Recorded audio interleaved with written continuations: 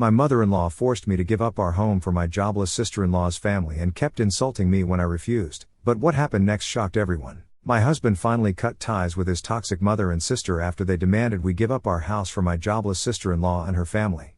My in-laws have a very toxic connection with my spouse, and it is beginning to ruin my life. Growing up, my husband was my mother-in-law's favorite, the golden child, and she was very close to him. Jacob has informed me that because his father was so busy at work, he and his mother spent a lot of time together. However, I've noticed that his sister, Sarah, is not treated equally by my mother-in-law. Although I am confident that my mother-in-law loves both of her children, I have repeatedly observed that she prioritizes my husband. I'm sure Sarah felt the same way growing up, which is why my husband has always attempted to fill the void by being a kind elder brother to her and always being there for her. But the truth is that Sarah and my mother-in-law would sometimes behave in such a ridiculous manner that it crossed the line. For example, when we initially started dating, Jacob, a recent college graduate, and my in-laws, including Sarah, shared a house. My in-laws had offered my husband an entire level of the house so that he could have his own privacy and welcome whomever he pleased. This is why he would occasionally invite me to his home to spend the night with him.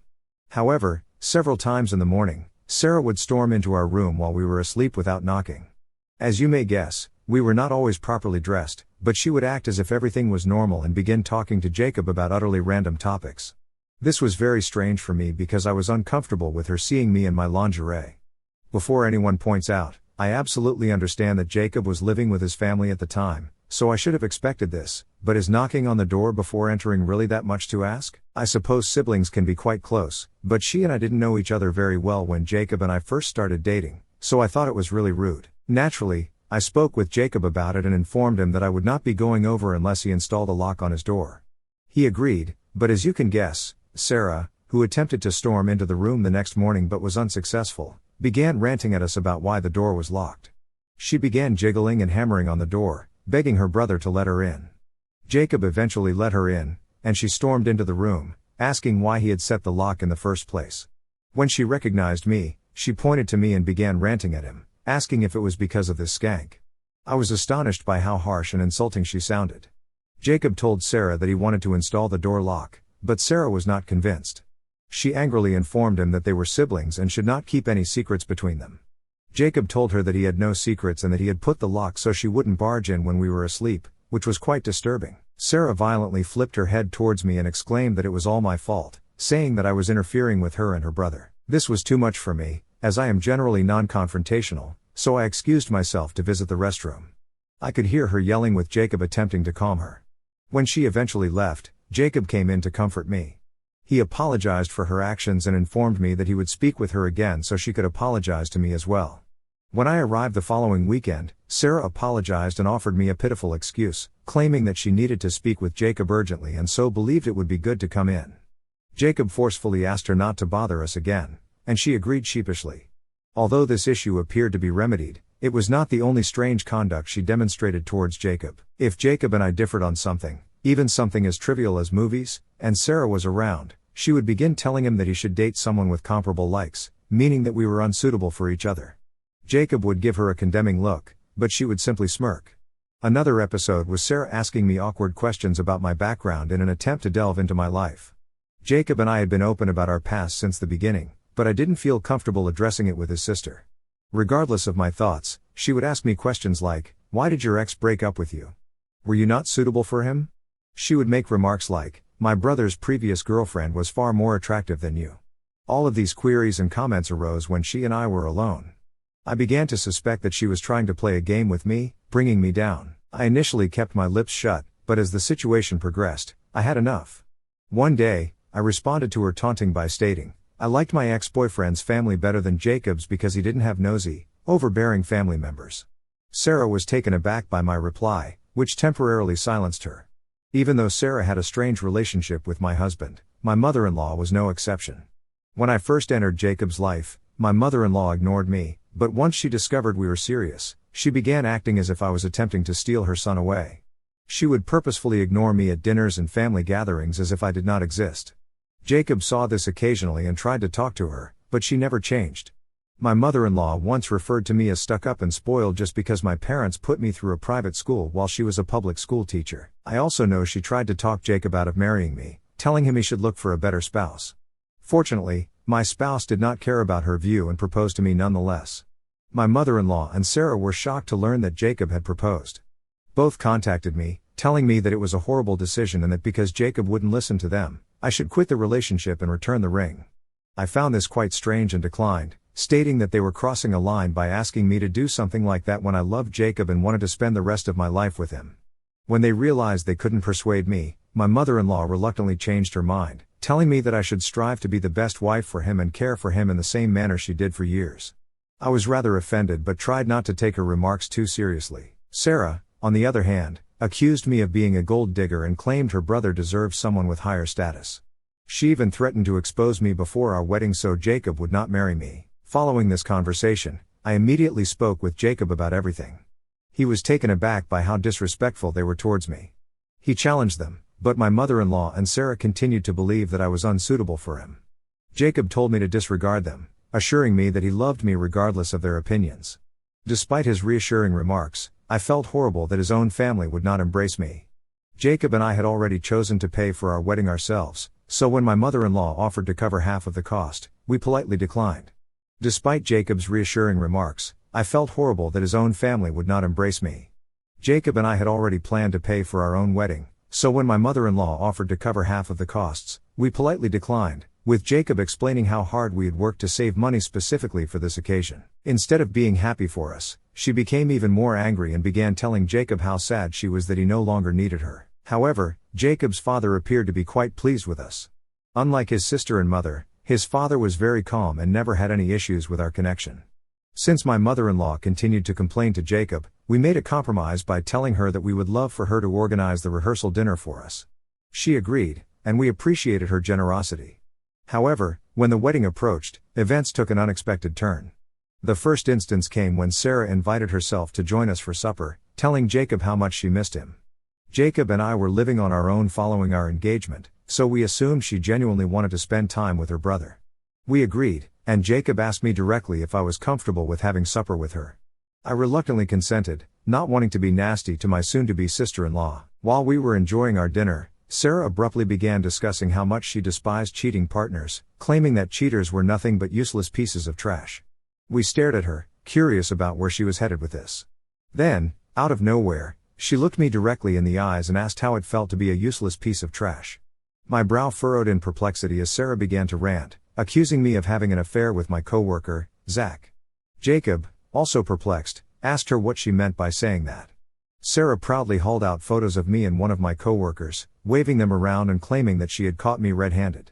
I knew I'd never been unfaithful to Jacob, so I was curious as to why she assumed I was having an affair. Looking through the photos, they appeared to be entirely innocent. It's true that Zach and I were close coworkers, but only because we started at the same time and helped each other out when we made mistakes so our manager wouldn't criticize us. Zach even had a girlfriend, which Jacob knew about. I don't have a lock on my phone, and I've always been open with Jacob about all of my colleagues. Sarah had turned these pleasant moments caught in photographs into something they were not, evidence of a fictitious affair. In truth, they were far from it. Her false charges irritated me since it was obvious she was attempting to damage my reputation and disrupt my connection with Jacob. Before I could defend myself, Jacob, stunned and plainly upset, moved in to help. He questioned Sarah why she was following me around and photographing me with my coworkers in public places without their permission. When Sarah heard this, she began rationalizing her behavior, claiming she simply wanted to investigate me because I was not of their status and she was scared I was marrying Jacob to steal his money. Jacob told her unequivocally that her charges were false and that she was creating extra drama out of nothing. He tried to reason with her, telling her to stop spreading lies and attempting to destroy our relationship, but Sarah insisted that Jacob open his eyes to the obvious affair that was going on. I also tried to clarify that we were only co-workers, but Sarah insisted on her charges. As her charges grew more serious, the environment became strained. I had had enough and informed her that I was going to make a police report against her for illegally photographing and stalking me. Her look grew terrified as she inquired whether I was serious. I informed her I had all of the evidence she had purposely tracked me and took these images without my permission, attempting to slander me with ludicrous lies. Sarah stared at Jacob and then back at me, arguing that she did everything to protect her brother and that it wasn't a big deal. She began imploring Jacob to speak with me, worried that if I filed a complaint, it would jeopardize her profession and future. I strongly told her that she could only save herself at this time. Sarah inquired what I wanted. I assured her I wouldn't pursue the complaint if she kept away from my life. Sarah had no other option for escaping the situation at that point. She looked to her brother for support, but Jacob defended me, telling her that she should be grateful I was willing to let it go because what she had done was clearly wrong. Sarah reluctantly agreed to stay away from me, and we have not spoken since that day. Jacob still has a relationship with her, but she has never spoken to me again. The second incident occurred shortly before our wedding at the rehearsal dinner. My mother-in-law, who had insisted on planning the meal, rebuffed our offer of assistance in any manner. She told us that she would take care of everything. However, when we arrived, it was evident that the preparations were far from what we had anticipated. The rehearsal dinner had plastic tablecloths on picnic tables and cheap Mexican food. My mother-in-law was upset throughout dinner, which marred the festive atmosphere. She drank excessively and began behaving inappropriately with the guests, repeatedly stating how she couldn't wait for the wedding to end and how stressful it had been, despite the fact that she had not contributed monetarily or assisted with the planning. Eventually, my father-in-law became irate and escorted her away. Sarah attempted to excuse her mother's actions, but my father-in-law refused to listen. As you might guess, the entire affair was a fiasco, and I began to worry that both my mother-in-law and Sarah would wreck the wedding the next day. That night, Jacob and I had our first disagreement. I informed him strongly that he needed to uninvite Sarah and his mother because, based on their actions, they would surely try to overshadow us at the wedding. My husband angrily protested, promising me that his father would be present and would not allow them to get away with it. Frustrated, I promised that if he didn't uninvite them, there would be no wedding the following day.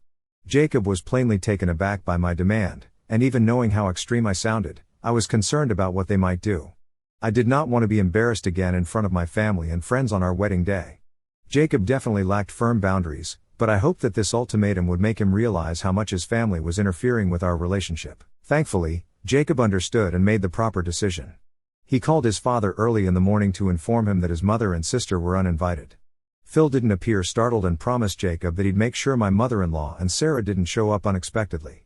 Shortly after our chat with Phil, my mother-in-law and Sarah began contacting Jacob constantly, apparently trying to persuade him to let them attend the wedding.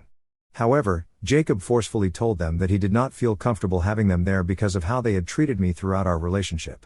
Hearing this, my mother-in-law began accusing me of being a terrible influence and interfering with her relationship with her son. Sarah attempted to argue with him, but Jacob was certain in his decision. I felt horrible that Phil couldn't attend our wedding because of his wife and children. I even felt sorry about issuing the ultimatum, but all of my remorse vanished when I discovered from some of Jacob's cousins that Sarah and my mother-in-law had intended to wear white dresses to our wedding.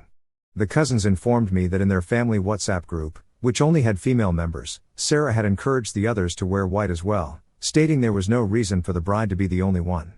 I was astounded by how low they would go just to hurt me. After knowing this, I was relieved they hadn't been invited. Jacob missed his family, but he could see where I was coming from. Overall, we had a lovely wedding, and no one tried to outdo us. Since that day, my mother-in-law and Sarah have stopped talking to me entirely, which I am absolutely okay with. They only invited Jacob around for dinner or special events, which didn't bother me at all. Phil, on the other hand, was always kind to me, and we stayed in touch over the years. Jacob and I painstakingly saved money and finally purchased a new home this year. It was our first home, and we were overjoyed to own something so meaningful. Jacob's parents and Sarah did come to visit for a modest housewarming celebration, but I went to see my parents and spent time with my family instead. Now to the major point, my mother-in-law contacted me unexpectedly last month. This was really surprising because she and I hadn't spoken since the day I married Jacob. Surprisingly, she casually inquired about my well-being and life circumstances. I was taken aback by her unexpected interest but responded pleasantly. Then she questioned how it felt to live in such a spacious house with only Jacob and myself. Her remark stung since Jacob and I had been trying to conceive for a long time but were unable to do so owing to infertility concerns. Jacob and I had mourned the thought of never having children, but we gradually accepted it. When I first got the news, I informed Jacob that if he wanted to marry someone else and have children, he could divorce me, but Jacob had always stayed by me, assuring me that it was fine to be childless as long as we had each other. Our families were aware of this, so my mother-in-law's comment was very painful. She then told me Sarah was pregnant again. I was astonished because this would be her sixth child. Jacob had told me how her husband was unemployed and did not believe in using contraception, which resulted in these accidental pregnancies. Sarah's boyfriend was the embodiment of laziness, doing nothing around the house to aid her or the kids. I've heard from Jacob that he treats Sarah like a personal maid. He never pays any bills in the house. Sarah works many part-time jobs while he spends the entire day gaming. Regardless of how much everyone has talked to her, Sarah never breaks up with him. My mother-in-law then went on to add that because Sarah could no longer afford to work during her pregnancy, she thought Jacob and I should give up our apartment because it was too big for a childless couple like us. I was caught aback by her demand and struggled to find words. I inquired whether she was joking, but my mother-in-law responded that she was serious, that Sarah and her husband deserved to live in a larger house. However, because she did not have enough space in her own home to accommodate them, she invited them to come in with us. The weight of her news weighed in the air as I fought to keep my composure in the midst of the emotional storm.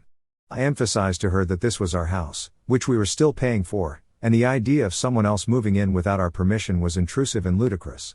However, my mother-in-law said that she had already spoken with Jacob, who had allegedly consented to this. This was strange because Jacob and I were always open with each other, and I knew he would have told me if he had agreed to let his sister and her family stay with us. I firmly told my mother-in-law that because the house belonged to both me and Jacob, he couldn't grant permission without my agreement. No one was allowed to reside here unless both of us agreed.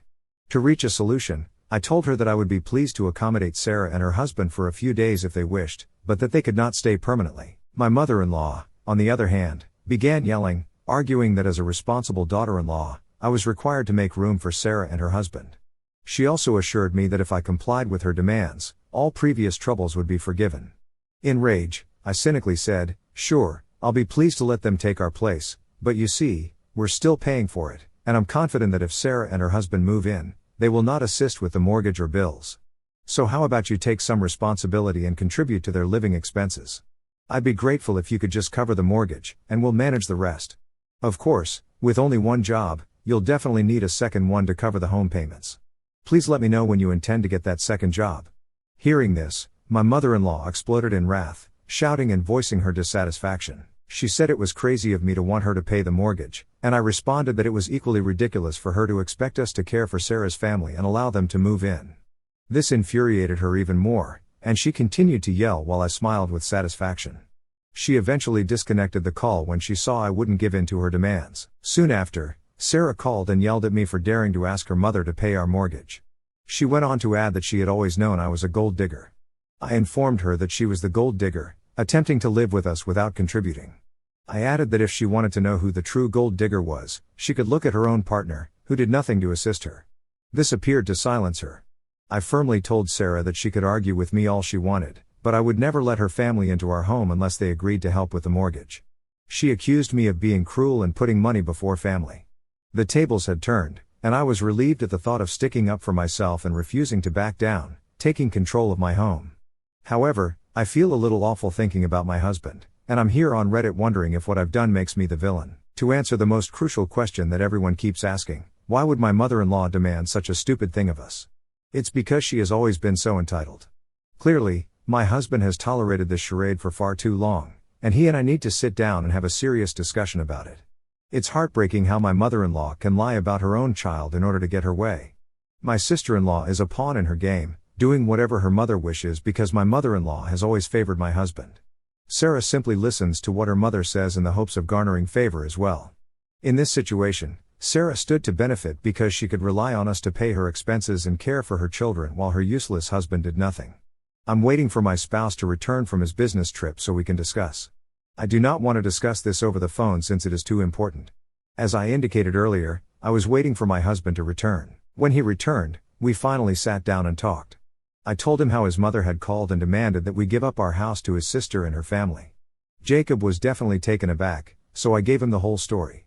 He subsequently said that he had no idea about any of it. Prior to his journey, his mother had only told him that his sister was pregnant. That was all he knew about the situation, and he had no idea his mother would make such unreasonable demands. I informed him forcefully that I expected him to speak with his mother and deal with the matter because I couldn't bear his family anymore. He agreed. Jacob confronted his mother and questioned why she had lied to me about him. When caught red-handed, my mother-in-law attempted to backtrack, claiming that she had not actually lied. She said that she knew Jacob would have no objections to his sister staying with us, so she took matters into her own hands and approached me personally. Jacob cut her off and questioned why she thought he would be fine with Sarah, her unemployed husband, and their 6 children moving in with us. My mother-in-law explained that because Jacob and Sarah were close, he would naturally want to support her by allowing her family to come in. Hearing this, I closed my eyes in disgust but remained silent, allowing Jacob to handle his mother. Jacob then firmly told her that he was not going to let Sarah, her unemployed husband, and their 6 children move in with us.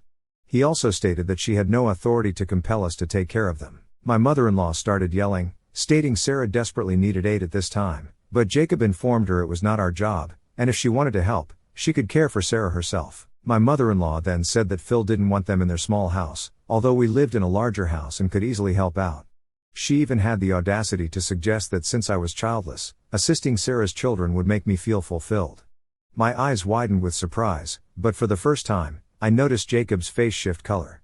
He raged at her, stating she had no right to say such rude things about me and couldn't use it to compel me to care for Sarah's children.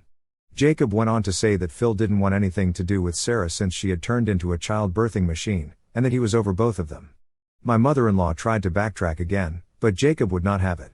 He informed her that he had done his best to keep a positive connection with them, even after they had repeatedly disrespected me, but he couldn't take it any longer. My mother-in-law begged him, but Jacob assured her that this was our home, and I was his wife. Anyone who offended me disrespected him as well, and they did not deserve to be in his life. Jacob ended the call with those final words. Since then, he has not spoken with Sarah or his mother. Phil summoned Jacob to speak, and after hearing the entire story, he understood why Jacob had made such a severe move. Phil apologized to me on behalf of his wife, but I informed him that it was not his responsibility. It has been an interesting 2 weeks. A lot of people suggested that I install cameras around our house in case my mother-in-law and Sarah wanted to show up and cause a commotion, so I purchased several cameras online and installed them. As luck would have it, they showed up last weekend, banging on my door while I was alone at home. When I saw them through the camera, I quickly called Jacob, who told me he was on his way. I answered the door, and there they were, my mother-in-law and Sarah, both furious. They requested that I let them in, but I refused and told them that if they had anything to say, they could do so from the outside. My mother-in-law began ranting at me, accusing me of being callous, greedy, and selfish. I politely informed her that this was our home, and they had no right to enter uninvited. She continued her tirade, unknowing that the cameras were recording every moment. I reminded her of our prior chat, emphasizing that I would not give up our house for Sarah and her family, and that if she had anything else to say, she could wait for Jacob's return. Sarah then began yelling, accusing me of breaking up the family for no reason, being a gold digger, and attempting to take her brother away from them. I informed them that everything they said was being recorded and that I would use the footage to obtain a restraining order if necessary. Their eyes widened in surprise as my mother-in-law exclaimed that I wouldn't dare to do that. I smirked and informed her that if they did not leave the property immediately, they would receive a legal notice very soon. This worried them, and Sarah tried to convince me that I was overreacting, saying that it wasn't a big problem. Fortunately, Jacob came at that exact moment. He approached them casually, asking what they were doing. My mother-in-law raced to hug him, but he resisted and demanded why they had come. Sarah stated that I was attempting to control his life by separating him from them and that they had come to face me. Jacob reiterated that it was his decision to avoid contact, and he did not want anything to do with either of them. My mother-in-law begged for forgiveness, but Jacob merely told them to leave the property or he would call the cops. They were visibly taken aback, apparently not anticipating this reaction from him. Jacob went on to say that if they ever came up to our house again, we would contact the police and have them removed forcibly. They fled, devastated, but Jacob no longer cared. I was relieved that my spouse had finally spoken up for me. Jacob has now spoken with Phil, who was as surprised as we were that my mother-in-law and Sarah had gone behind his back to show up unexpectedly. Phil informed us that we were correct not to let them in and expressed disgust with their behavior. With Jacob being so stern about kicking them out, I doubt they'll dare to return to our property. If they do, I will contact a lawyer right away.